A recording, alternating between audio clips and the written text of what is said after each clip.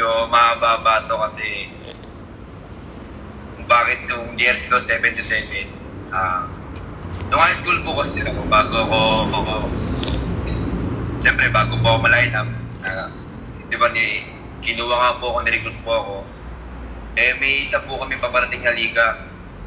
Ang unang jersey ko po talaga na number 7 po kasi ang idol ko po. Then, si Terence Romeo, 7 po. Nung panahon na yun, may 7 na.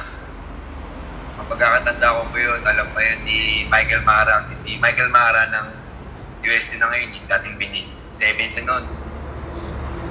Sabi ko, hindi naman ako pwedeng kuhain ng 7 kasi bago pa lang ako eh. Kaya sabi ko, sige, okay na ako sa 77. Yung plus 7 ko lang din, 7 naman kasi dalawa lang. Yun, 77 hanggang sa dumating yung liga namin, yung Father Martins Cup, meron yung siguro mga 2018 po, 2019 po yun, bago kami mag-season ng high school. Father Martins kami, UAPNC, hindi po yung pasali na high school. Nagkaroon kami ng quarterfinals, nalo kami, hanggang nag-semis kami, hanggang nag-finals kami. Nakalaban namin yung isa sa mga dream team noon ng high school, grabe. Yung San Beda Red Cubs. Sila, player pa niyan, sila Absali, Justin Sanchez, Pinit, si Don Inon, Balero ng UST, si Delpino na nag-double game sa Letran. Sila Optana na kasama ko yun sa EYAP. Sobrang dream team po talaga sila noon. Wala po tapong sa bench nila noon. Sila Jos Alcantara nang nasa Perbs na. Yun, naglaro kami ng finals doon sa may Arpapa FPU Gym. Finals ng Father Martins High School. Sobrang kabado po kasi ako nun eh.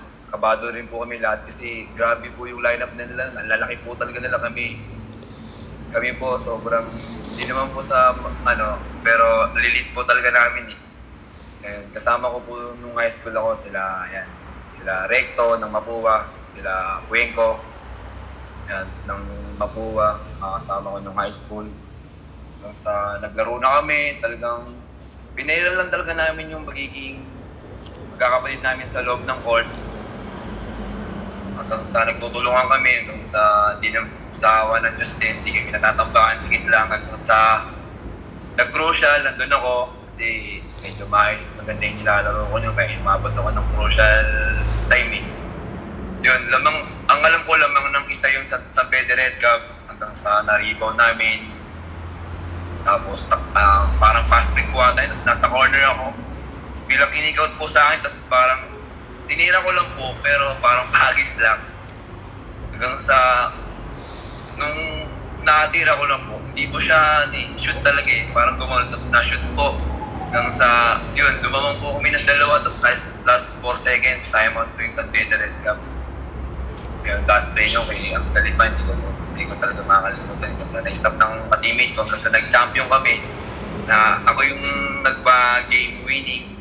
Yun yung jersey dala-dala ko, sabi ko, ayos yung yung number jersey ko na bago. Ito na yung dadalhin ko habang buhay kasi ang ganda ng story ako dito. Yun yung jersey number ko ngayon. Bakit 77?